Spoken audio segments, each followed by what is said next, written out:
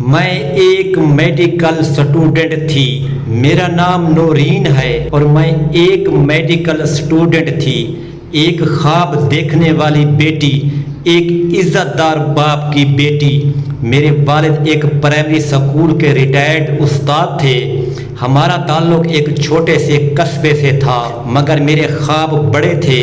میں ہمیشہ سے ڈاکٹر بننا چاہتی تھی تاکہ اپنے والد کی خدمت کر سکوں، جنہوں نے اپنی پوری زندگی میری تعلیم پر لگا دی تھی۔ میری MBBS کی فائنل ایئر چل رہی تھی جب میرے لیے ایک رشتہ آیا۔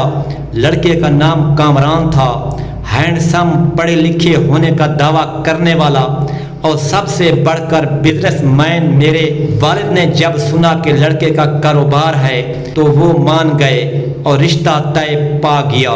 شادی ہوئی، خوابوں کا آغاز، مگر حقیقت بہت مختلف تھی۔ شادی کے فوراً بعد ہی کامران کا رویہ بدل گیا۔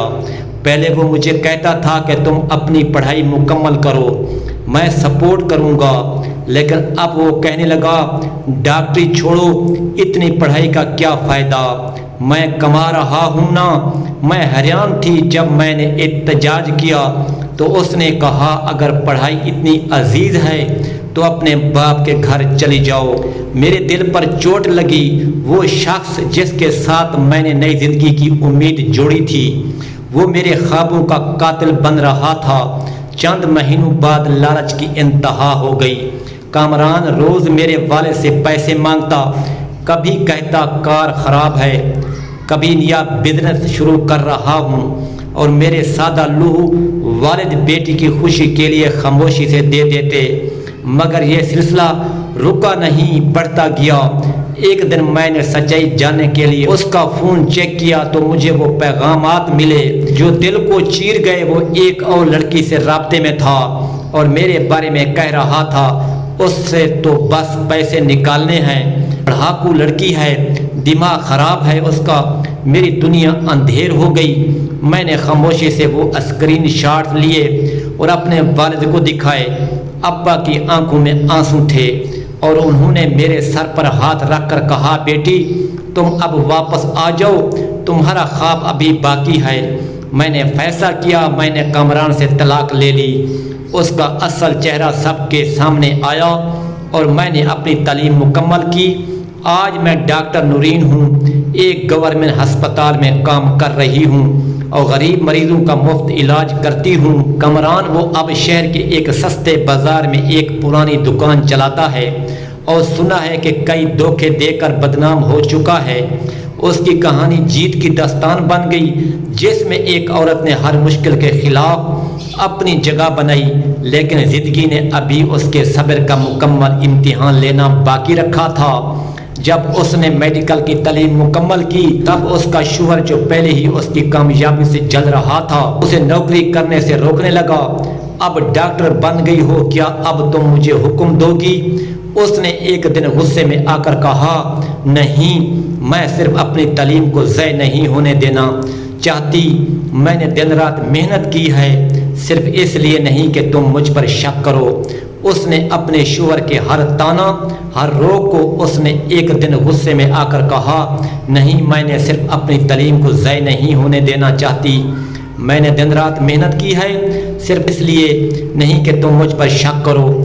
اس نے اپنے شوہر کے ہر تانا، ہر روک کو صبر سے برداشت کیا، مگر اب بات اس کے وقار پر آ گئی تھی۔ ایک دن وہ ہسپتال میں نوکری کے لیے انٹرویو دے آئی اور قبول بھی ہو گئی۔ جب اسے پہلا دن کام پر جانا تھا اس کا شوہر دروازے پر کھڑا ہو گیا۔ اگر تم باہر نکلی تو سمجھو میرا تم سے کوئی تعلق نہیں۔ اس نے اس کی آنکھوں میں آنکھیں ڈال کر کہا پھر بہتر یہی ہے کہ تمہارا یہ تعلق آج ہی ختم ہو جائے، کیونکہ میں اپنی خودی کو قربان نہیں کر سکتی۔ اس دن وہ صرف ہسپتال نہیں گئی بلکہ اپنی زندگی کی نئی شروعات کے لیے نکلی۔ وہ دن رات مریضوں کی خدمت میں لگی رہتی اور ہر روز ایک نئی امید، ایک نیا عزم لے کر لوٹتی۔ وقت گزرتا گیا۔ ایک دن اس کا شوہر جو اب تنہائی اور مایوسی کی زندگی گزار رہا تھا اس کے کلینے کے دروازے پر کھڑا تھا۔ وہ بیمار تھا، کمزور ہو چکا تھا۔ میں نے تمہیں صرف روکا نہیں، تمہارا حق بھی چھینا، مگر آج میں تم سے ایک موقع مانگنے آیا ہوں۔ وہ چند لمحے خاموش رہی، پھر بولی میں نے تمہیں معاف کیا کیونکہ میرے رب نے مجھے طاقت دی اور میں اب کمزور نہیں ہوں، مگر یہ زندگی جو میں نے بنائی ہے وہ صرف میری ہے اور میں اسے دوبارہ کسی کی خود غرضی کی نظر نہیں کر سکتی۔ اس دن اس نے اپنے ماضی کو مکمل طور پر پیچھے چھوڑ دیا۔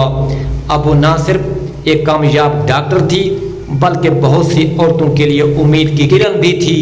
ندا کی آنکھوں میں آنسو تھے پر اس کی آواز میں اب ہچکچاہٹ نہیں تھی۔ وہ ہسپتال کے ایمرجنسی ڈیوٹی سے واپس آ چکی تھی، تھکی ہوئی پر دل میں ایک نیا حوصلہ لیے۔ کامران حسب معمول گھر پر نہیں تھا اور جب آیا تو اس کے ہاتھ میں کچھ شاپنگ بیگز تھے جو اس نے اپنی بہن کو تحفے میں دینے کے لیے لائے تھے۔ ندا نے اس پر خاموش رہنے کی بجائے اس سے پوچھ ہی لیا، کامران یہ سب کچھ میرے پیسوں سے خریدا ہے؟ کامران نے لاپرواہی سے کہا، تو بیوی ہو تم میری، تمہارا سب کچھ میرا ہے۔ ندا نے گہری سانس لی، آنکھوں کے آنسو پونچھے اور پہلی بار مضبوط لہجے میں بولی، میرا سب کچھ میرا ہے اور اب سے تمہیں اس میں سے کچھ نہیں ملے گا کیونکہ میں تمہارا بوجھ نہیں اٹھا سکتی۔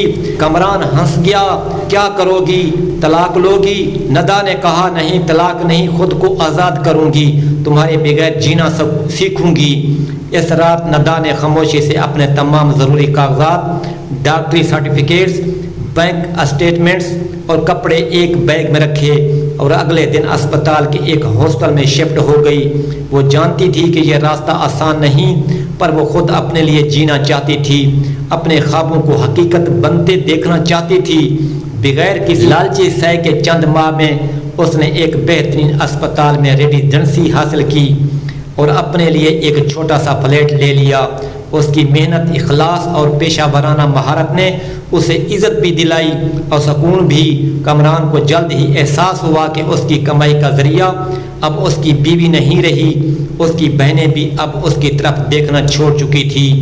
اس کی دنیا سکڑنے لگی اور ندا کی دنیا روشن ہونے لگی۔ ندا نے ایک دن اپنے اسپتال کی کانفرنس میں تقریر کرتے ہوئے کہا، عورت اگر چاہے تو صرف سہاگن نہیں، سپاہی بھی بن سکتی ہے۔ اگر سسرال زخم دے تو وہ مرہم بھی خود بن سکتی ہے۔ میں نے جینا سیکھا اپنے لیے، اپنے خوابوں کے لیے۔ کہانی ختم نہیں ہوئی تھی بلکہ یہ ندا کی نئی زندگی کا آغاز تھا اور یہی اصل جیت تھی۔ مہین کی زندگی اب ایک بھنور میں پھنسی ہوئی کشتی کی مانند ہو چکی تھی جس کا ناخدا وہ خود تھی۔ وہ دن بھر اسپتال میں اپنی ڈیوٹی کرتی، مریضوں کی خدمت کرتی اور شام کو گھر جا کر اپنے شوہر کامران کی سخت زبان اور لالچی رویے کا سامنا کرتی۔ کامران ہر روز نئی ڈیمانڈ لے کر آتا، کبھی کہتا نیا فون لے کر دو، کبھی کہتا میری گاڑی اپ گریڈ کروا دو، اور اگر مہین انکار کرتی تو وہ کئی دن اس سے بات نہ کرتا۔ ایک دن کامران نے حد ہی کر دی، وہ مہین کے سامنے بیٹھ کر بولا، اگر تم مجھے نئی گاڑی لے کر نہ دو تو میں تمہیں طلاق دے دوں گا۔ یہ سن کر مہین کے دل کی دنیا ہل کر رہ گئی، وہ رو پڑی، لیکن تیمور کا دل نہ پسیجا۔ وہ اٹھا اور گھر سے چلا گیا۔ اسی رات مہین نے فیصلہ کر لیا وہ اب مزید یہ زہر برداشت نہیں کرے گی۔ اس نے اپنے والدین کو سب کچھ بتا دیا۔ اگلے دن وہ خلا کے لیے عدالت گئی۔